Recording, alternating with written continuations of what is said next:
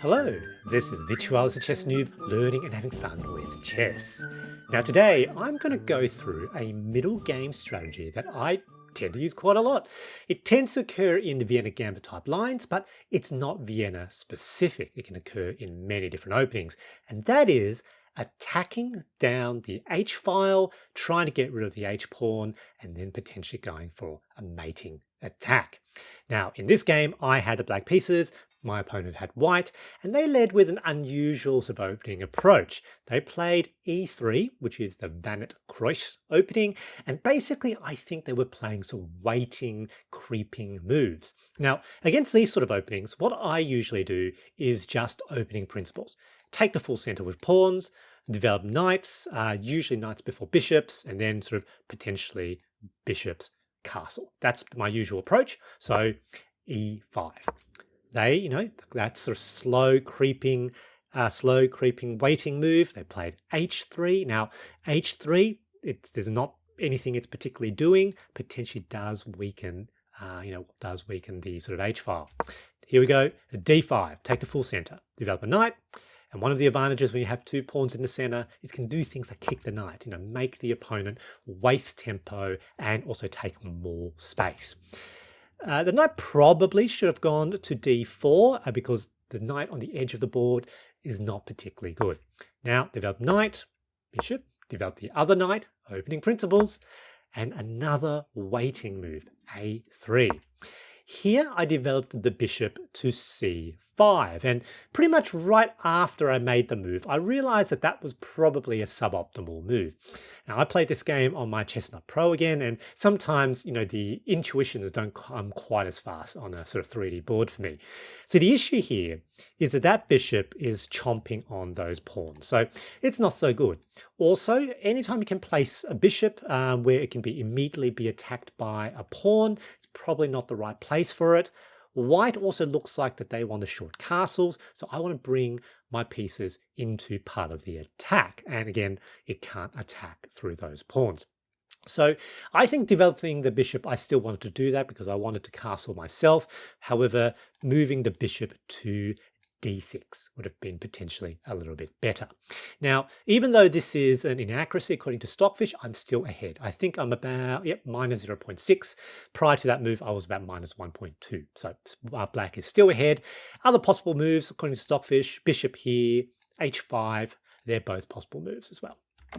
Now they short castles, okay. And now here, I decide to play queen to e7. Now, Stockfish can see some other sort of attacks that it can do, but what I saw, as I said, I sort of noted that that bishop was probably misplaced right after I played it. What I was going to do is bring the bishop back here, queen here, battery, staring down h2, attacking down the h file, potentially a mating attack. So very strong attack. And with these pawns all the way advanced, really cramps, I think, White's position.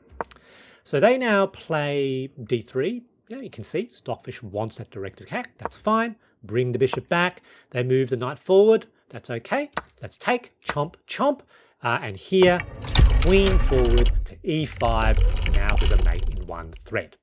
And here, I think, because, with this pawn structure, they've sort of stopped their own development, potentially only have the bishop on the king side as defense. They now have to push g3 to prevent that attack. And again, this weakened that h-pawn. In fact, it's so weak that Stockfish here actually thinks there's an immediate attack is possible. Now, I didn't see it, and I sort of took the position that I think a principled approach, that I'm going to short castles first, which is what I did. But you can see Stockfish wants to immediately attack. Now, why is that the case? Well, it's quite clever. I didn't see it until the analysis. Takes queen out, but now you've got pawn to h5 attacking the queen.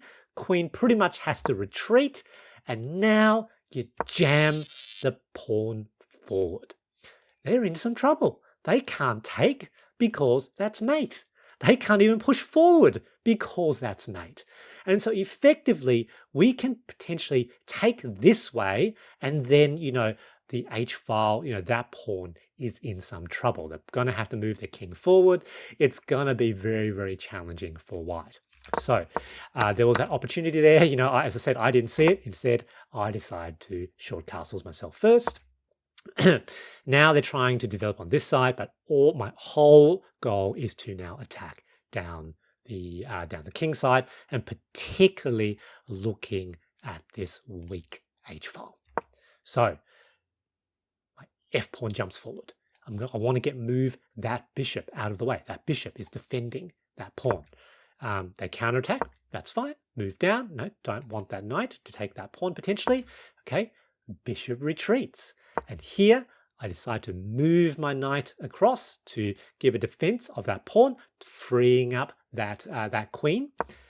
And now I think white wasn't sure what to do. So moving down the other side of the board, the queen side of the board, it's too slow. There's no counterattack here. They're trying to counterattack, but there's no counterattack because my king is on the king side. And this gives me time. Even though my moves aren't that accurate. I decide now to open up this diagonal by pushing that pawn forward.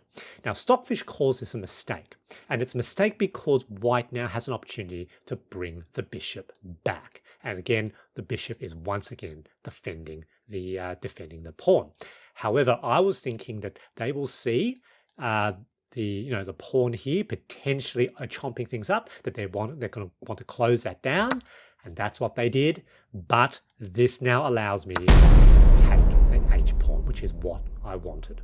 And now the strategy is really quite simple. This king is stuck. This king can't go to any of these squares, and it can't escape because it's blocked in.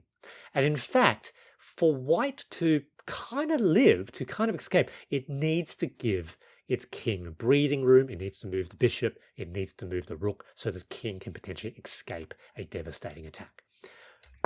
They try to do the counterattack. It doesn't matter now because what I've got is the idea: attack down the h file, try to create a mating attack, rook lift, move over. Now we've got a battery. Devastating because of how this is all structured. It's very difficult for white to defend. So rook f6, first part of the rook lift. They can take, doesn't matter.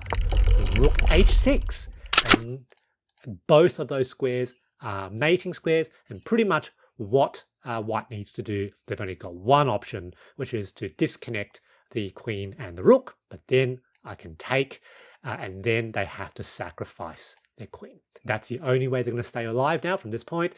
They couldn't quite see that. They decided to play bishop to that square. Maybe they were thinking captures, and there'll be some sort of defense. Nope. Queen h2, mate. Good game. GG. My big takeaway from this game is to keep this middle game strategy in mind. It's not specific to any particular pattern, and it can come out of many openings when you have the opportunity, like in this game. I hope you enjoyed this video, and thanks for watching.